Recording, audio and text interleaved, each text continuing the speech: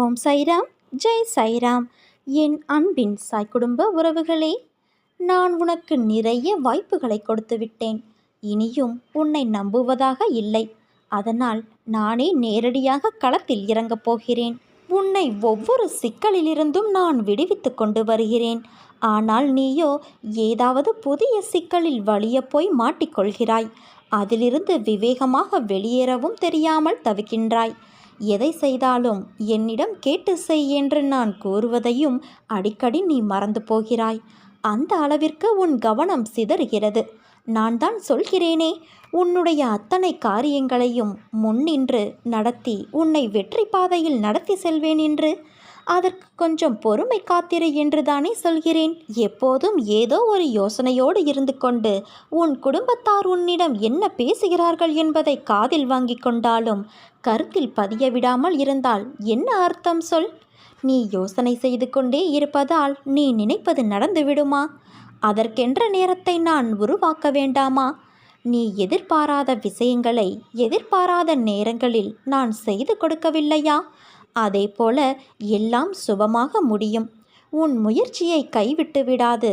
எந்த பலன்களையும் எதிர்பாராமல் மனதை சலனமின்றி வைத்துக்கொண்டு உன் வழியில் செல்.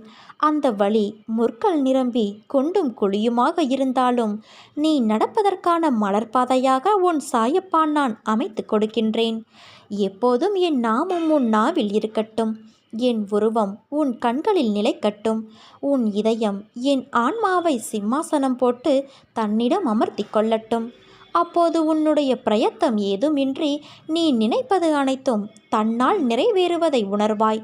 அனைத்து விஷயங்களிலும் உனக்கு ஜெயம் உண்டாகும். நான் சொல்வதை புரிந்து நடக்க கற்றுக்கொள். எல்லா திசைகளிலும் நான் உன்னை சூழ்ந்து நிற்கையில் நீ எதற்காக பயப்படுகிறாய்?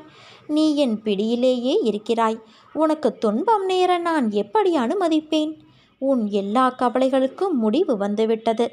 என் வார்த்தைகள் மீது நம்பிக்கை வைத்து செயல்படு குழந்தையே. உன்னோடு நான் என்றும் என்றென்றும் இருப்பேன். நீ எதையும் வெளியே காட்டாதே.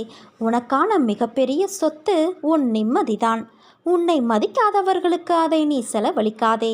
மதிப்பு, மரியாதை மற்றவர்களுக்கு எப்படி கொடுக்க வேண்டும் என்பதை நான் அவர்கள் மொழியில் புரியும்படி செய்து காண்பிப்பேன். அதை நினைத்து நீ கவலை கொள்ளாதே குழந்தையே. உன் வாழ்க்கை நீ வாழ்வதற்கு அதை நல்லபடியாக வாழ முயற்சி செய்.